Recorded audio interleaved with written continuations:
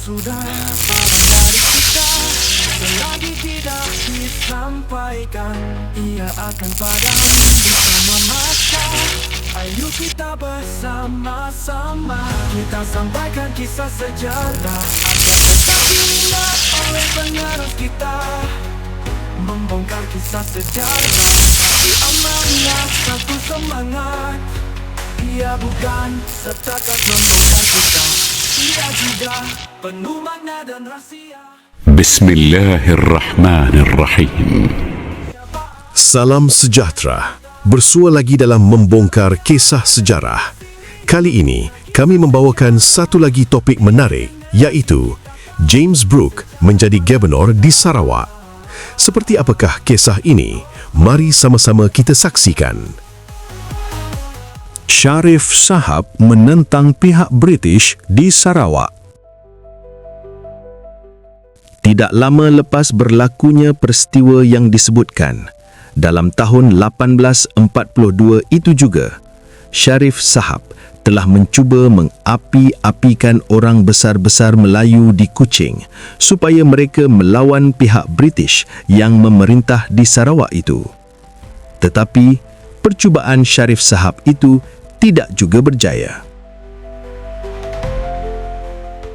Lepas itu, Sharif Sahab telah berlengkap dan mengancam hendak datang menyerang ke Kuching dengan suatu angkatan perang mengandungi orang Aiban dari Saribas dan Sekerang, dengan membawa juga beberapa orang ketua orang Aiban yang gagah berani. Di antara ketua-ketua orang Aiban itu adalah seorang yang telah terkenal gagah beraninya, bernama Bayang, gelarannya orang kaya pemanca dana.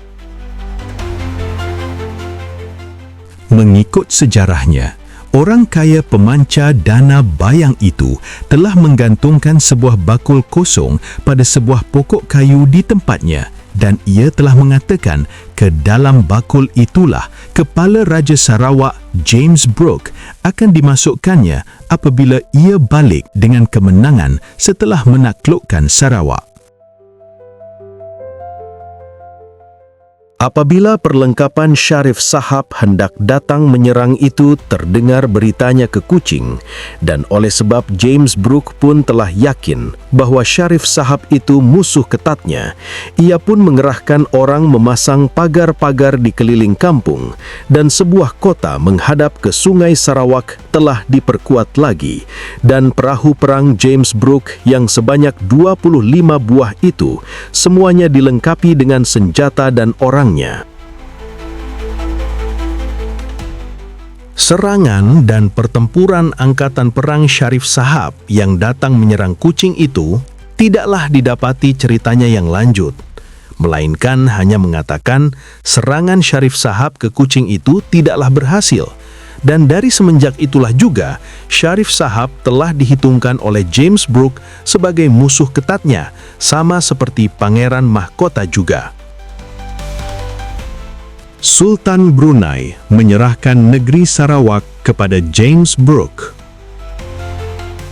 Oleh sebab James Brooke jadi Raja Sarawak itu hanya bertaraf sebagai Gubernur oleh kuat kuasa surat perjanjian yang telah diperbuat dengan Pangeran Muda Hashim pada tahun 1841 yang lalu, dan negeri Sarawak pun masih takluk di bawah kuasa Sultan Brunei, maka pada 14 hari bulan Julai tahun 1842, James Brooke pun bertolak dari Kuching pergi ke Brunei dengan tujuan hendak dapat pengesahan daripada Sultan Brunei mengenai kuasanya di Sarawak itu. Sampai ke Brunei, James Brooke pun berunding dengan Sultan Omar Ali Saifuddin II, Sultan Brunei. Hasil daripada perundingan itu, pada 1 hari bulan Ogos tahun 1842 itu juga, Sultan Brunei pun membuat surat perjanjian dengan James Brooke.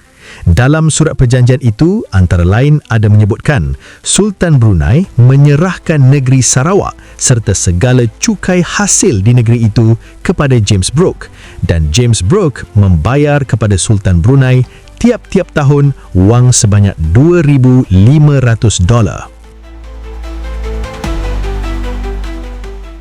Negeri Sarawak itu tidak boleh diberikan oleh James Brooke kepada orang lain, melainkan dengan persetujuan Sultan Brunei.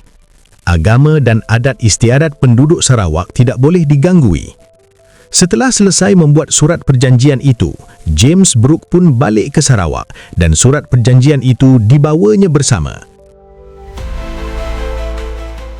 Dalam suatu perhimpunan ramai rakyat Sarawak yang diadakan di Kuching pada 18 hari bulan Ogos 1842 yang dihadiri juga oleh Pangeran Muda Hashim serta adik-beradiknya dan ketua-ketua orang Melayu di Sarawak, sepucuk surat daripada Sultan Brunei telah dibacakan oleh James Brooke kepada orang ramai dalam perhimpunan itu.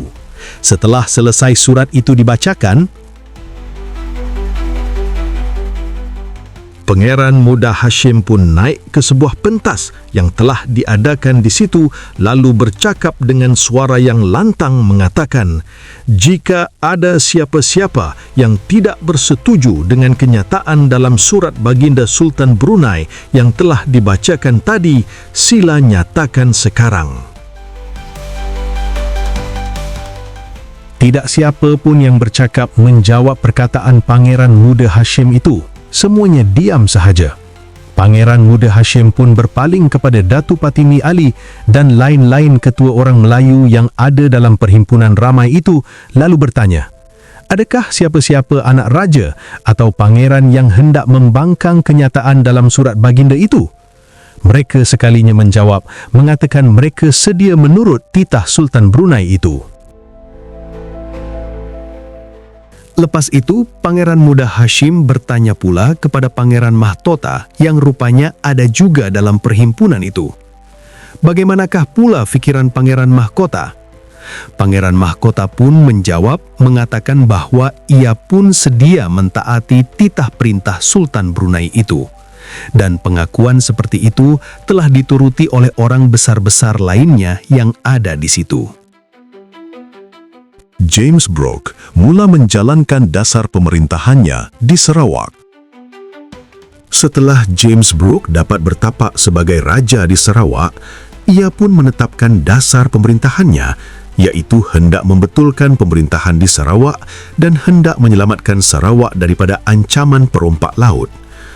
Antara orang Eropah yang bekerja di bawah James Brooke pada masa itu, kebanyakannya bekerja di tempat-tempat di luar Bandar Kuching.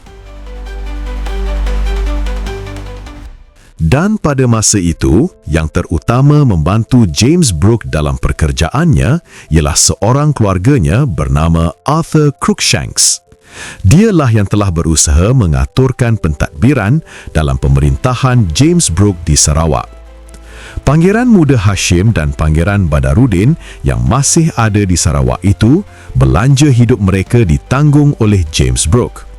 Pangeran Mahkota lama-kelamaan telah dihalau keluar dari Kuching dan pergilah ia bersekutu dengan Sharif Sahab di Sadong.